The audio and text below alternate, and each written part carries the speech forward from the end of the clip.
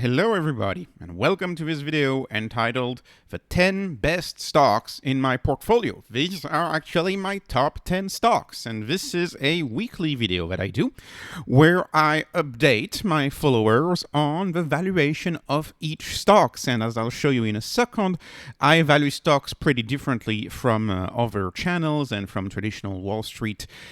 So if you're a returning viewer, you know these videos are mostly here to update you on the valuation, so feel free to pause the video, take a screenshot. But if you're new to the channel, know that I do these videos because these videos get heavily promoted by YouTube, and I get plenty of new followers every time I do one of these videos. So this is why this is a video where I present my process, where I present what I do, my views of investing. And so if you're new, welcome. And let me tell you a little bit about what I do on this channel and the way I look at stocks and the way I select stocks. So I'm going to get started here by telling you that in my channel, I only do hyper growth stocks. That's the only thing that I do. You know, I love regular growth as much as the next guy. You know, I love Google. I think Google or Microsoft, I think they're fine companies, but they're not going to grow fast enough for the type of investing that I do, because in the type of investing that I do, I consider a 15% return. So if you take the NASDAQ, it's return about 15% a year. I consider that 15% nominal return to be a 0% return, because this channel is named Beat the Denominator. The denominator of everything we do and value in life is the US dollar. And the US dollar is getting diluted at 15% a year on average. Granted, over the past 2 years, year and a half, really, it's slowed down a little bit on M2, but we all know there's a $2 trillion deficit coming, and these treasuries are going to have to be bought. And who's going to buy them? It's going to be the Fed. So that means that the flat M2 monetary mass that we're seeing right now because the Fed's tightening, that's not going to be forever. There will be a coming up year where there will be a 40% monetary print to buy those treasuries that are going to finance the deficit of the U.S. government at $2 trillion deficit. Therefore, in my view, and I stand with this statement, and I have videos on the channel that talk about this, in my view, 15% a year going forward is what the denominator is growing at. It's how many more dollars are circulating year after year over the long run. In my view, there will be about 15% more dollars year after year. Therefore, I want my stocks to capture at least 15% more dollars. That's what they have to do to just stay afloat, to only stay afloat. They have to capture their fair share of newly issued dollars, which I estimate to be at 15%, which is why I have no choice. I have to do hypergrowth and I have to do innovation, because only innovation is the type of company, right? Innovative companies, only them can give me that growth. I can't get that growth from an established company. If a company is established and everybody's using their product, then it's just a replacement business. It's a recurring business. It makes a nice cash flow, but it's not going to make 30% a year. So my style of investing is very well charted by this product adoption curve. If you look at this product adoption curve, sometimes called the S curve, it represents my style of investing. Well, what I try to do is I try to invest in stocks at early signs of product adoption or service adoption, when these stocks are just getting started, when there is no consensus, when the whole market does not agree, is when I try to buy a stock. And I try to obviously believe in the product, right? And look at the facts and look at, is the product really getting adopted? And then riding that adoption curve, right, for maybe 10 to 15 years in general. And hopefully at early signs of growth slowdown, right, at early signs of a product being widespread, widely adopted, everybody has a product, I would get out of the stock, right? So a classic example is, 2008, 2009, you start noticing Apple's iPhone is getting popular, and you make the prediction that iPhone is going to be widespread and that half the people in the US are going to have an iPhone. You make that prediction in 2009, 2010. 2020, 2021 comes around, you realize, well, wait a minute, everybody has an iPhone now. iPhone is not going to go through another product adoption curve, right? The product is already there. So I try to find companies that are very early in that stage, just like Apple was in 2009, 2008. And so to me, for example, when you look at a company like Tesla and Enphase, to me, they're clearly in the same situation that Apple was in the late 2000s and early 2010s. So this is why I don't look at price to earnings ratios on this channel. It's not important to me, because by the time a stock starts trading at price to earnings ratio, I'm out. I will be out of that stock by the time it trades by this ratio. So the metric that I use, the most important metric that I use, is this one, right? This rightmost column right here is enterprise value over gross profit over revenue growth. And so this is a spin of the PEG ratio, the price to earnings to growth ratio of Peter Lynch. But that's my version of it, adapted for hyper-growth stocks. So what I do is I look at enterprise value, because enterprise value is better than market cap. Today, enterprise value is very easy to calculate, right? Back in the Peter Lynch days, it was a little harder, and market cap has always been used as a proxy for enterprise value, but enterprise value has always been a better metric in my view, so I use enterprise value. Then I use gross profits, because my stocks are only optimized for gross profits. They're not optimized for earnings, so I can't use earnings. And then I use revenue growth, because revenue growth is much easier to get than gross profit growth, and revenue growth is highly correlated with gross profit growth in general. I mean, sure, you may get some improvement in the cost of goods sold, maybe 1% a year in improvement, but you're going to hit a ceiling at some point. And so if you have a gross margin that's, 80-85%, yeah, maybe after 5 years of work, you're going to get at 86 or 87%. But gross margin does not change much. So revenue growth rate is a good proxy, in my view, for gross profit growth, which is why I use revenue growth rate. And of course, this answers the question, how much am I paying for each percentage point of growth? For each percentage point of growth, how much am I paying? And I want to pay the least amount possible for each percentage point of forward growth. So that is, in a nutshell, my style of investing. And let me now walk you through the top 10 stocks, which I believe greatly fit this style, and they are my positions. I have a credible commitment. These are my top stocks, my top positions. I have a credible commitment to all of these investments. And by the way, none of this is investment advice. Appreciate if you like the videos, appreciate if you subscribe to the channel, but let me get started with Tesla. So, Tesla. What is Tesla doing? Tesla is revolutionizing the car market, period, the automobile market, the transportation market. That's what it's currently revolutionizing. They have also a lot of quote-unquote moonshot projects at Tesla, where they try to revolutionize other things, like the AI, the robots, the energy. These are their more moonshot projects, but the bulk of the revenue of Tesla right now comes from their revolution of cars. Now, how does Tesla do it? How does Tesla get started? Well, it's very interesting to see how Tesla got started in the early days to understand this company. In the early days of Tesla, the way they got started is they had this idea of electric cars were not a thing, right? They only had less than 100 miles of range. They were not doing well, and the founders of Tesla were like, well, let us buy old laptop, get old laptop batteries, and let us use laptop batteries to see if we can get a better range. And that's how Tesla got started. Tesla got started by using laptop batteries to power cars. And in fact, today, if you look at the battery technology under Teslas, why do Teslas are between 350 and 400 miles of range today on a charge, so equivalent to gas cars? Why? It's because they are riding down the cost curve of consumer electronic batteries. That's why their batteries are actually still cylindrical, right? While legacy auto still has pouch batteries. So they're still trying to compete with Tesla with pouch batteries, which is the technology that we know doesn't work and didn't work in the 1990s, right? That's why GM killed the electric vehicle, the EV1. That's why they stopped it, because it didn't work, because it starts with the battery. What I'm trying to get at with Tesla is that Tesla is a company of first principle thinking. They do everything from scratch, and they think everything from scratch, and they are vertically integrated, unlike most automakers. So when someone looks at this valuation, enterprise value of a Tesla at 700 billion, they may get scared. And then they look at GM and they're like, GM enterprise value is 180 billion. right? Because they do revenue financing. Market cap is much smaller, but you have to count their debt, right? It's a mountain of debt. Most legacy autos are a mountain of debt, most legacy auto companies. So you have to compare that. So you're like, okay, so looking at enterprise value, Tesla is 5 or 6 times the size of GM. But you're not taking into account vertical integration. Tesla owns most of the value chain, right? When they got started, they couldn't get original equipment manufacturers to manufacture anything for them. So they own most of the value chain.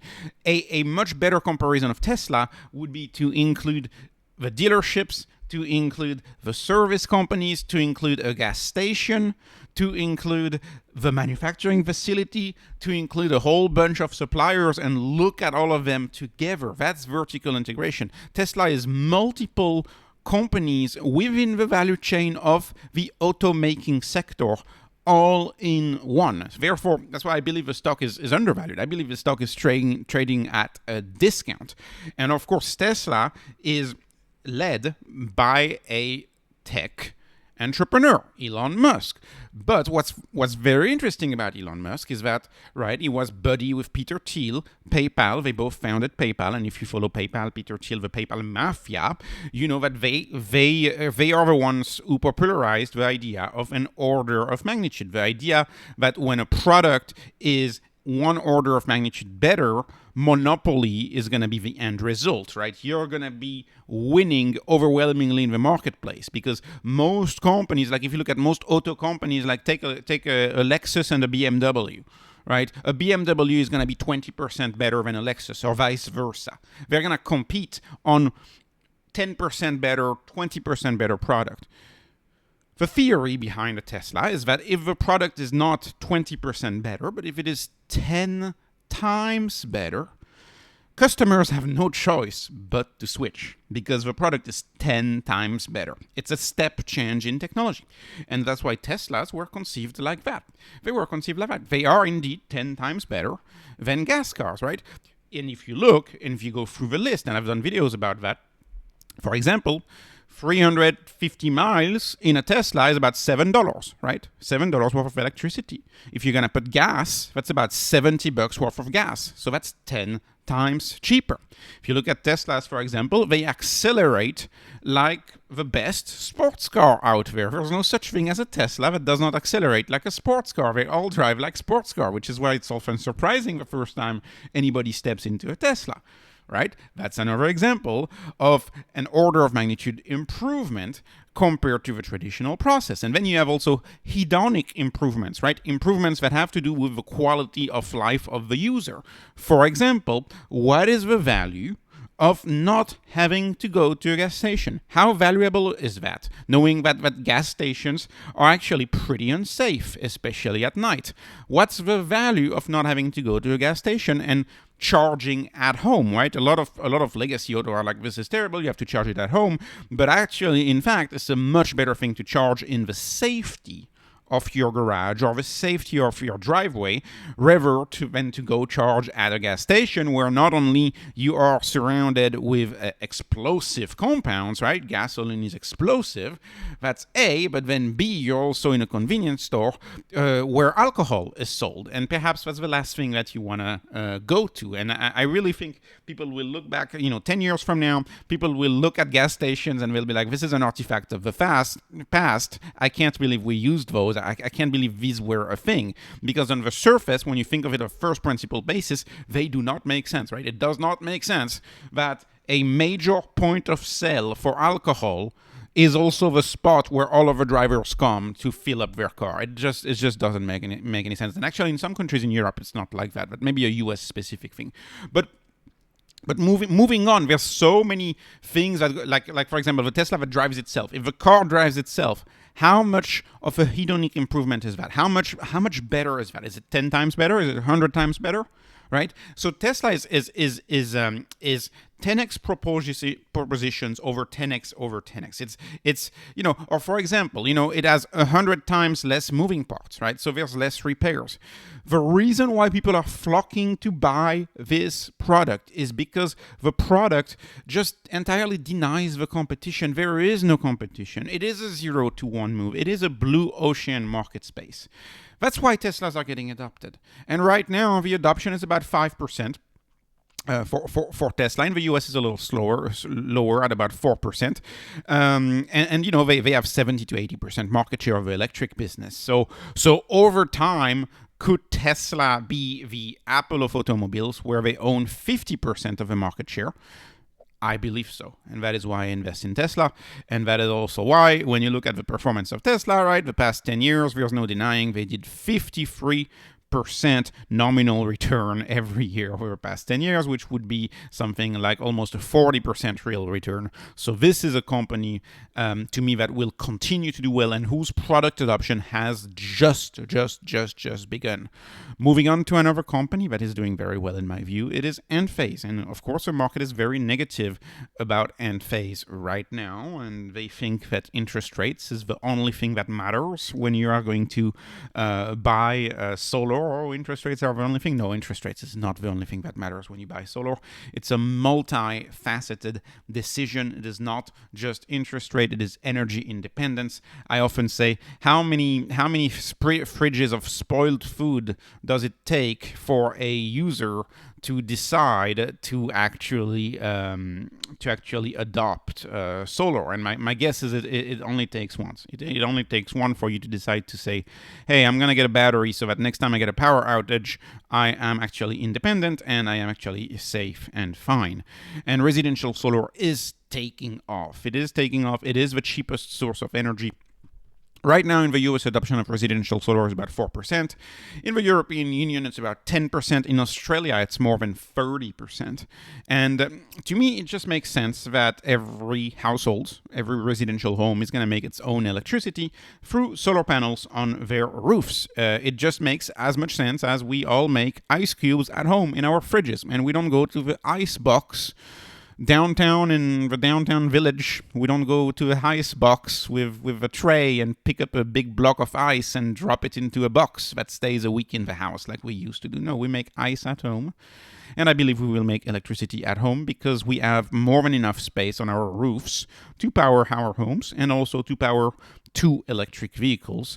7 to 9 times is the estimate of Tony Siba. Of course, my estimate increases as solar panels get better because solar panels get better year after year. We are still seeing above a 10% improvement each year in the efficiency of solar panels, right? So are we going to have, right now, a good solar panel is going to be, 450, 500 watts for your regular solar panel. Solar panels is about 7 foot by 3 or 4 foot, your regular solar panel, about the same size as a piece of plywood.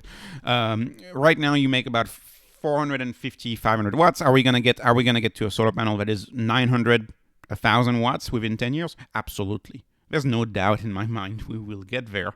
And thus, imagine when you end up in a situation where the typical roof space now has 20 times more space to power the whole house.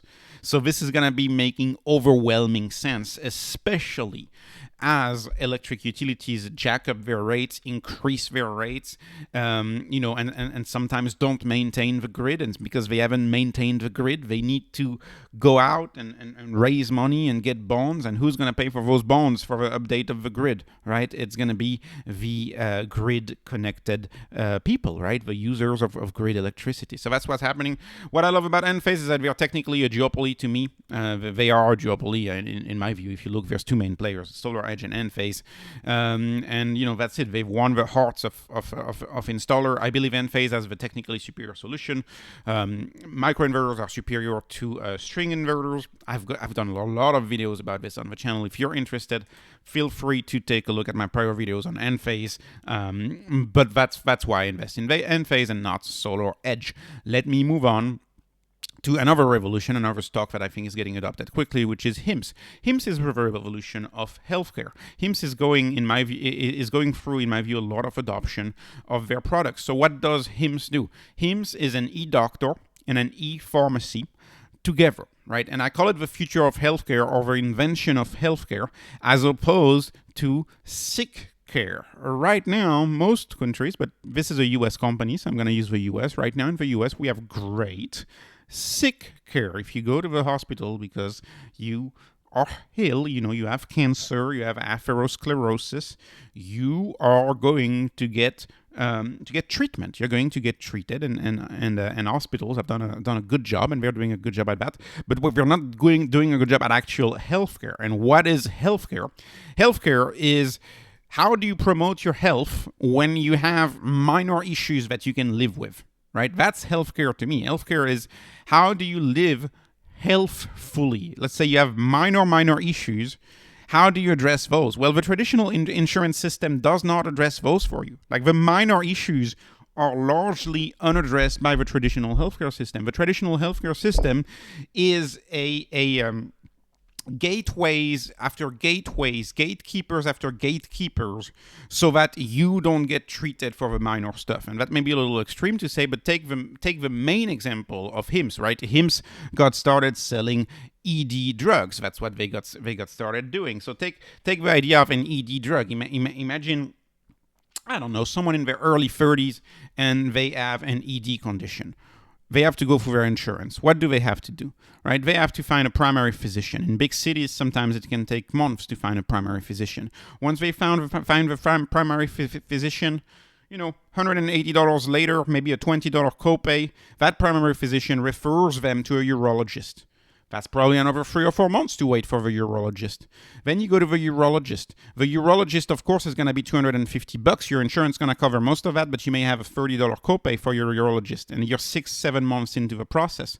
The urologist prescribes to you ED drugs. So now you're happy you got your ED drugs.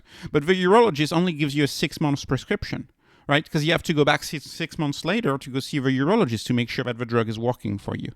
And then once you have your prescription, you have to drop it at a pharmacy, at a physical pharmacy, who will likely charge you more than you should be charged for that ED drug. Now imagine a process where you have HIMSS, where you go on a website, right, out of pocket. It's not going through your insurance. You pay everything out of pocket, so you don't have to go for your primary care provider. You don't have to go for your general family practitioner, family physician. You don't have to go through them. You just go straight to the specialist. You see the specialist. The specialist says, "Okay, well, I can prescribe you something," or "No, you don't qualify."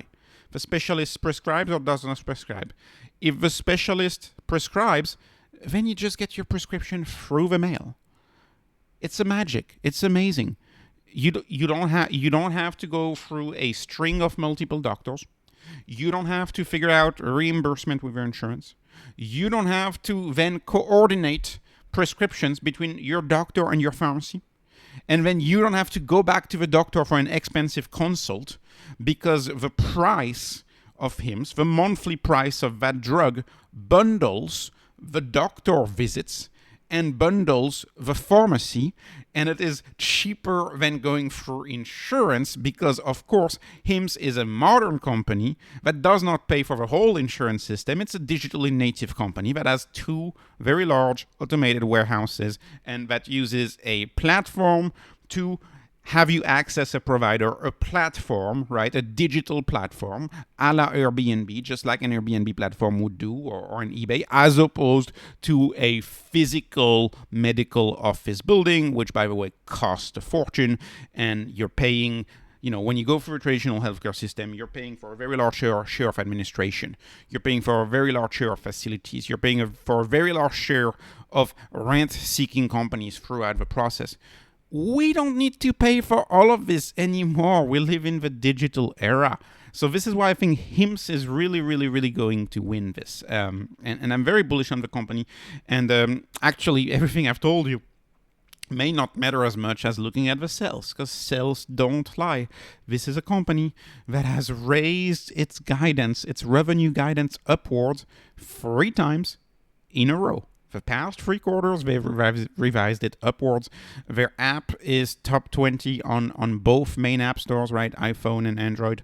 So anyways, I really believe in this company, and I think they're a force for disruption, and it's a company that I cover quite a bit on the channel. So if you're interested, feel free to look at the videos. Okay, how about Palantir? Let's talk about Palantir. So Palantir, to me, they are the uncontested leader in AI for the military and for the West, for the Western world in general. Palantir right now is a little expensive. It's gotten a little expensive because of AI. I feel bad calling it hype because AI is real, but it's true that there's been a valuation reset of AI stocks right now, which make these stocks a little more expensive than they used to be.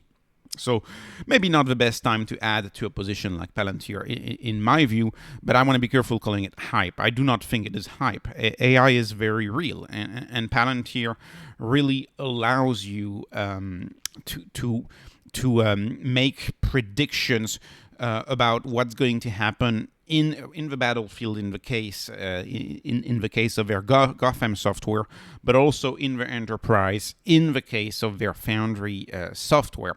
And this is what we call a data app company. Palantir is a company that promotes the data-driven operation of businesses and military, as opposed to the human-driven operation of that. And so it's a big data play. And the question is, do we believe data is going to have a much bigger share in decision making in the future? And I believe so. And I believe the military is already doing wonders thanks to a company like Palantir. It also helps that Palantir was founded by Peter Thiel, right, from the PayPal mafia. It's funny, when they sold PayPal to eBay, Elon Musk went on to fund SpaceX, and Peter Thiel went on to fund Palantir. So if you like this type of company, to me this is a very this is a very interesting company because Peter Thiel is definitely an underappreciated entrepreneur, right? We talk a lot about Elon Musk, but let's not forget that these two have the same DNA, and fascinating company nonetheless. There's a lot of coverage on YouTube, so let's not spend too much time talking about Palantir. There's a lot of coverage about this stock on YouTube. Moving on to Crowdstrike. So Crowdstrike, again, is one of these companies that have given us outstanding guidance. Actually, so they gave us a $5 billion ARR 3 years out, and they gave that to us 6 months ago. So when I backpedal the prediction and I delineate it as a revenue growth rate, I'm getting a 39% growth rate if they reach that ARR that is now 2 years and a half out. So this is a company that's still going to be growing at a very fast pace, in my view. What they do is that they are a cloud cybersecurity endpoint company. So you install the Falcon software, is what it's called. You install it on your laptop, and hundreds of millions of people have it installed on their laptops and phones and other type of endpoint devices. And if there is a breach of any kind, that breach is detected by CrowdStrike, and it is broadcasted to the entire network.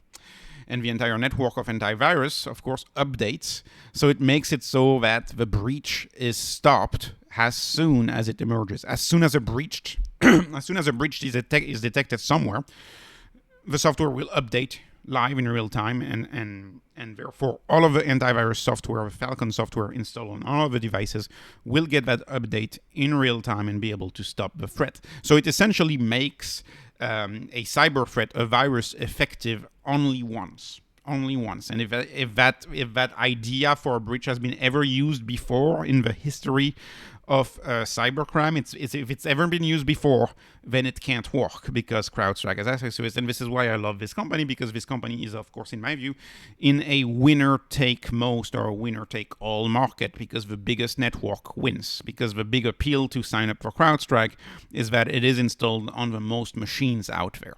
So that's for cybersecurity. And I believe, of course, cybersecurity is a mega trend, right?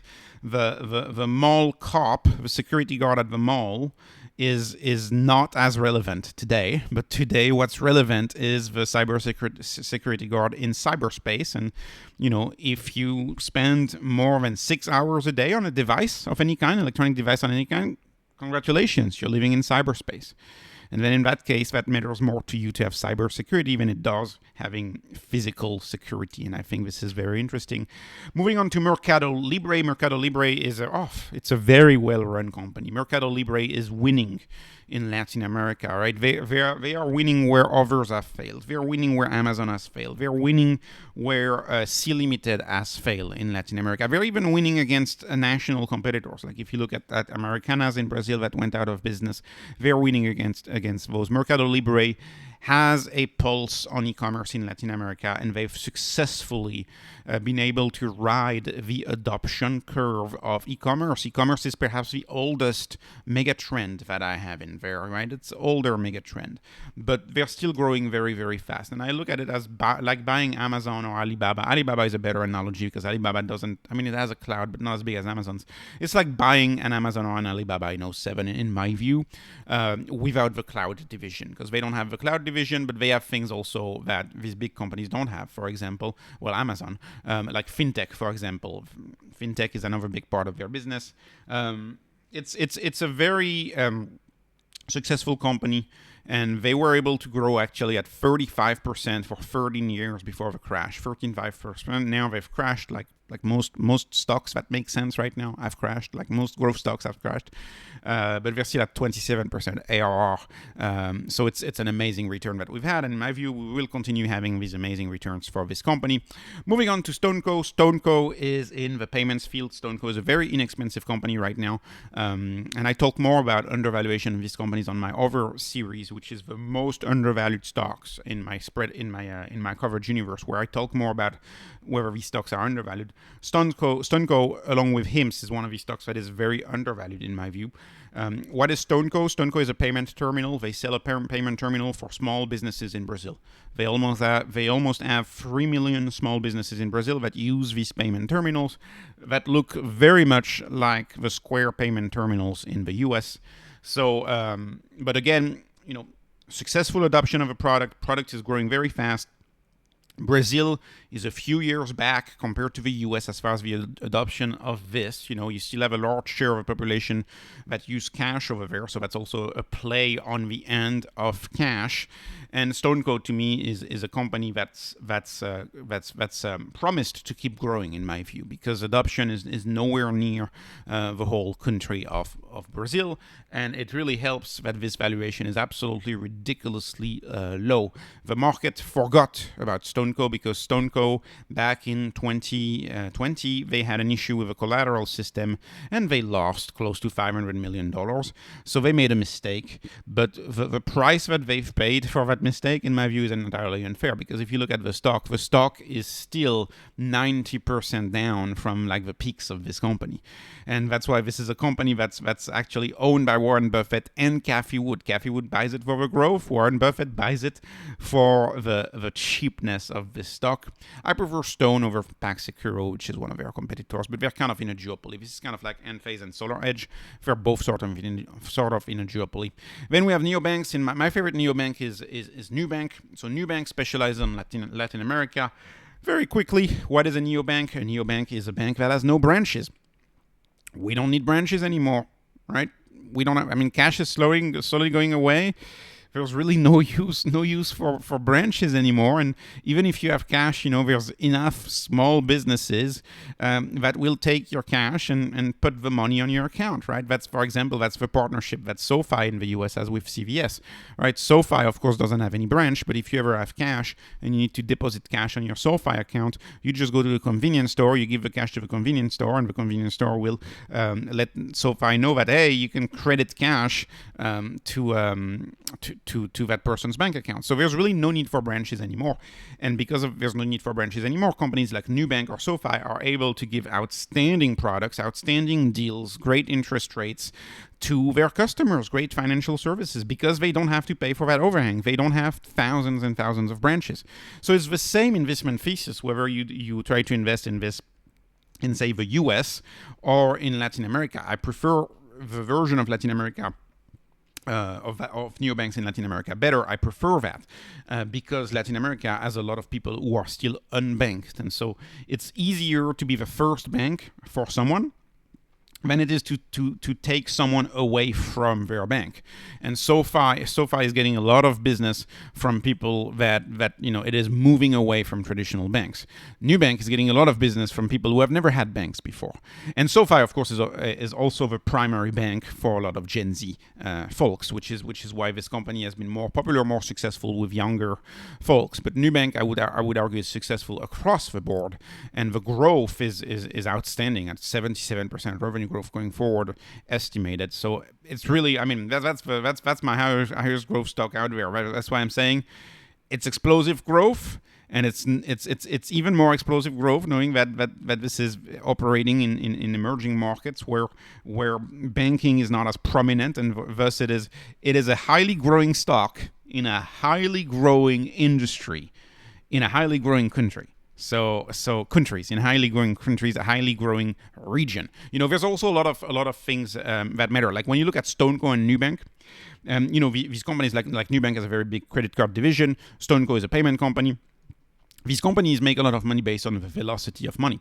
Velocity of money is how quickly does the money change hands. And one of the big things in that in Latin America is that it's a very youthful population. It's a very young population. Now, what do we know about young people? Young people trade money more. Like money changes hands more often when people are young, because when people are young, they want to go out, they want to engage in family formation, they buy stuff, they spend, right?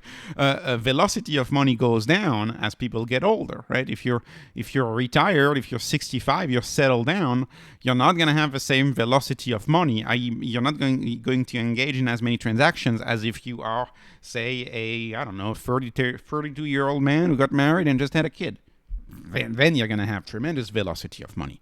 And of course, these companies work on take rates, so they make a lot of money based on how often the money changes hands, which is why it's also a big plus, right? It's a big plus to be in an emerging market where money changes hands more often than, say, a country with a large portion of retirees.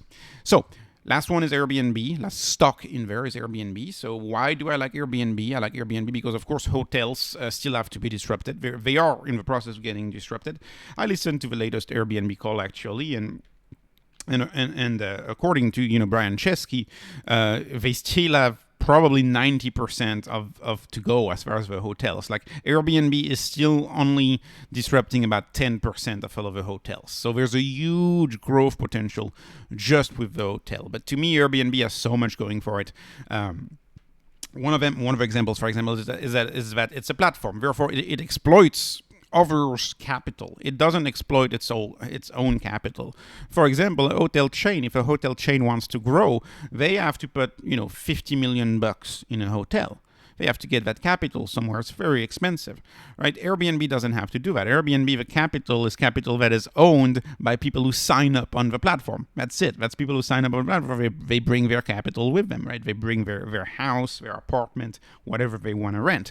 So it creates a tremendous amount of leverage for a company like Airbnb because they have access, economic access, right? They have the economic benefit of more accommodation rooms, more rooms than every single hotel room in America. And they never had to pay a penny for it. That's leverage right there. That's why this company is so big. And what they do is they just take a take rate. They have this take rate, right? Their fees, that's the fees that they charge. And of course, in exchange for these fees, they create trust. That's what platforms do. Platforms create a layer of trust over transactions, right? The first example of a platform was eBay.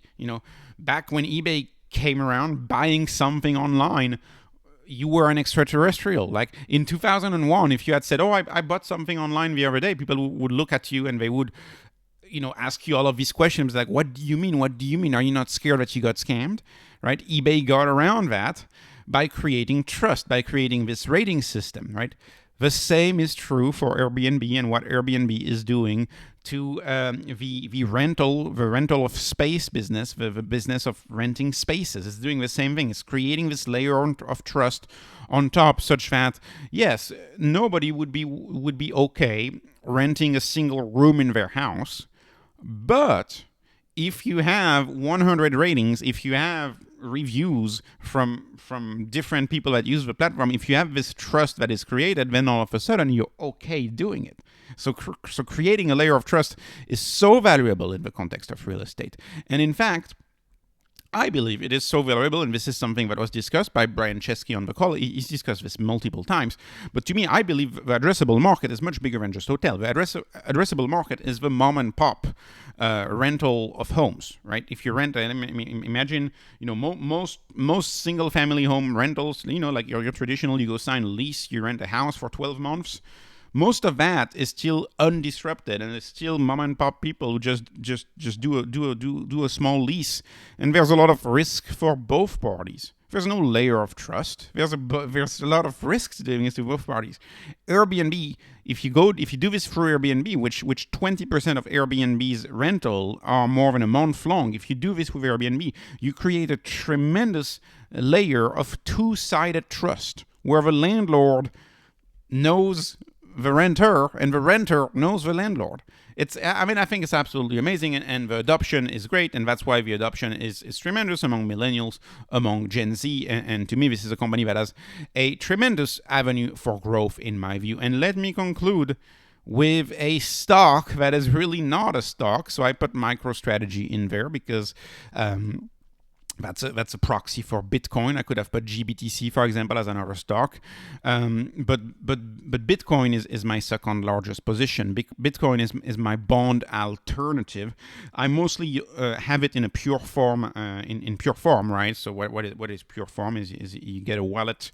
You get your key. Your key is typically going to be 12 words, and you memorize 12 words, and that's it. That's pure form Bitcoin. That's how you own it. You own it by memorizing 12 words. I believe it's a better way to own it. However, if one is familiar with a brokerage account, MicroStrategy is a company that owns a bunch of Bitcoin, and it's a proxy for Bitcoin. It's exposure to the Bitcoin asset without having to be technical and actually memorize the passphrase. So it comes with disadvantages doing that, right? You don't have the quote unquote, or you have a weaker version of the quote unquote schmuck insurance, a little bit of a weaker version. It's a stronger version if you own it in pure form. But nonetheless, Bitcoin is one of the only assets out there that I can think of that can be held easily, right? Doesn't have maintenance, doesn't have property taxes, just like a house. It can be held easily without counterparty risk. And when you think about it, you have counterparty risk in most of the things that you own, especially bonds, right? And so bonds make a lot of sense in my view, but not anymore with that counterparty risk. I don't want the counterparty risk of knowing whether I'm going to get paid or not, right? What is it? Fitch downgraded the U.S. The U.S. bonds, U.S. Treasuries. The credit rating of the U.S. was downgraded by Fitch, right? Because every 2 years we get like 2 or 3 days from wondering whether the U.S. is going to go into default. That's a tremendous risk. I mean, most people don't think about it like that, but that's a tremendous risk. And we have these blanket statements: it will never happen. The U.S. will never default. Well, I mean, what?